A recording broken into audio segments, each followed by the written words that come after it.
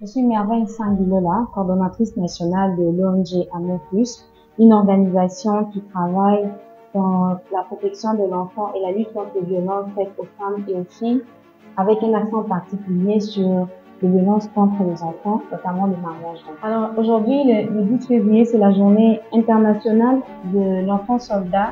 Cette journée qui nous ramène à penser à des milliers d'enfants qui sont enrôlés des forces dans l'armée, des filles comme des garçons qui sont enrôlés contre leur volonté dans l'armée.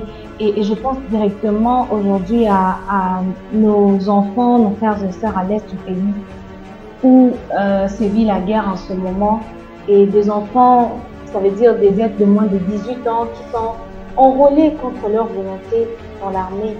Voilà pourquoi cette journée a été instituée, pour penser à ces enfants et pour prendre des mesures pour la libération de ces enfants, mais aussi la réinsertion de ces enfants après qu'ils soient passés par l'armée. Alors, il faut dire qu'on retrouve les enfants soldats généralement dans des zones à conflit, c'est-à-dire les zones où sévissent les conflits.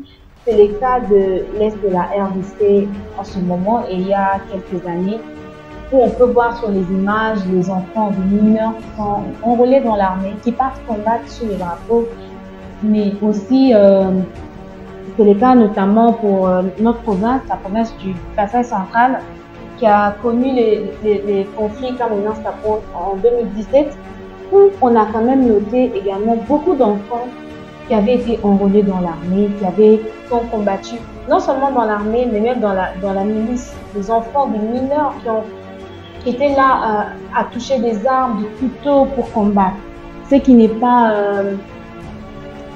très bien, parce que les enfants n'ont pas la responsabilité d'aller combattre ou de devenir des soldats.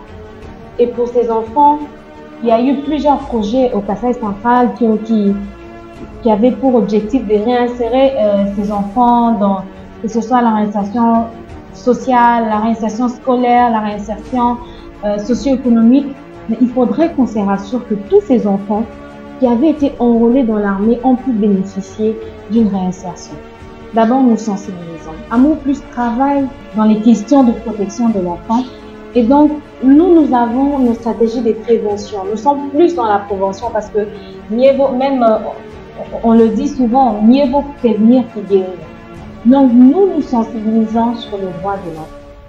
Et nous rappelons à chaque fois qu'un enfant, c'est un être vulnérable, c'est un être qui a besoin d'être protégé sur tous les plans. Nous sensibilisons, que ce soit les communautés, que ce soit les parents, que ce soit les enfants eux-mêmes, parce que les enfants doivent connaître leurs droits. Nous sensibilisons toutes les couches de la communauté, de la population, sur les droits de l'enfant, sur la protection de l'enfant, pour que tout le monde arrive à comprendre que les enfants ont le droit d'être protégés. Leur place est à l'école.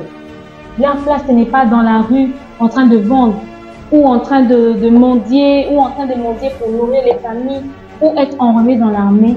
Nous sensibilisons en soulignant noir sur blanc que les enfants sont des êtres qui ont besoin d'être protégés, et leur place, c'est ni au marché, ni dans l'armée, ni dans la rue, mais leur place est à l'école. Alors, de manière spécifique, Amour Plus ne fait pas que la réinsertion des enfants soldats. Nous sommes de manière globale dans la réinsertion.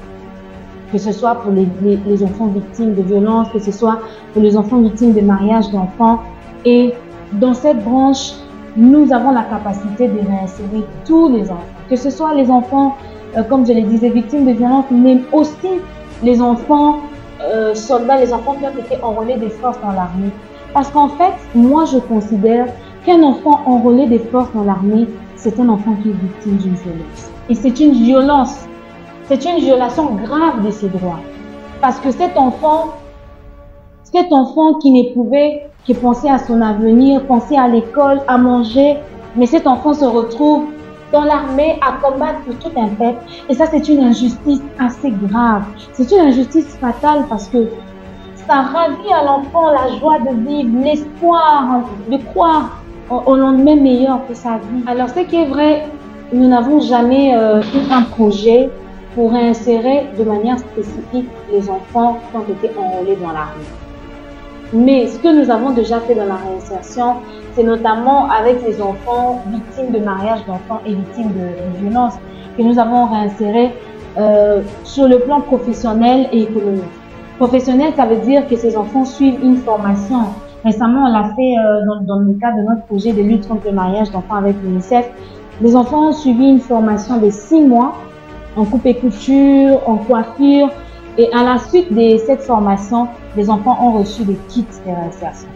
Ça veut dire pour ceux qui ont fait la coupe et couture, ils ont reçu des machines à coudre, des habits et tous les matériels nécessaires pour commencer une activité génératrice de revenus. Ça, c'est au niveau de la réinsertion professionnelle. Ça veut dire qu'elles ont appris un métier. Au niveau de la réinsertion économique, c'est doter à ces enfants victimes de mariage d'enfants et de violences des activités génératrices de revenus. Ça veut dire que ces enfants, je donne un exemple, leur doter des outils pour faire l'agriculture, pour faire de la pâtisserie. Et ça, c'est ce que nous, on fait. Parce que la réinsertion, vous savez, la réinsertion, que ce soit professionnelle, économique et même sociale, joue un rôle très important. Pour un enfant victime de violence, c'est quelqu'un qui s'isole en fait. Il pense que tout le monde le pointe du doigt. Il se sent stigmatisé et il a besoin d'être réinséré dans la communauté, mais lui apprendre un métier, ça lui donne plus d'autonomie et il s'est dit qu'en tant que personne autonome, j'ai mon mot à dire dans la communauté. Et c'est ça que nous faisons. Nous pouvons également le faire pour les enfants soldats parce que la protection de l'enfant, c'est une mission qui nous tient à cœur. C'est une mission parmi les missions essentielles des Amour Plus en République démocratique du Congo. Alors, à l'occasion de la journée internationale de l'enfant soldat, le message fort que j'aimerais lancer aujourd'hui et que je continuerai de lancer, c'est que les enfants ne sont que des enfants.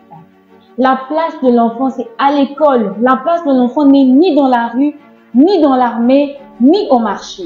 Aujourd'hui, j'aimerais vraiment le souligner parce que ça fait mal, ça brise les cœurs. Devant un enfant de 13 ans avec une arme en main pour combattre, un enfant de 15 ans avec une arme en main pour combattre, ça c'est injuste. C'est une injustice fatale. C'est une injustice qu'on doit dénoncer parce que les enfants, leur place, c'est en famille, c'est à l'école, pas dans l'armée. Aujourd'hui, j'aimerais vraiment lancer un message aux autorités pour que les autorités puissent y veiller. Pour que les autorités puissent veiller que lors de l'enrôlement, que des mineurs ne soient pas enrôlés dans l'armée.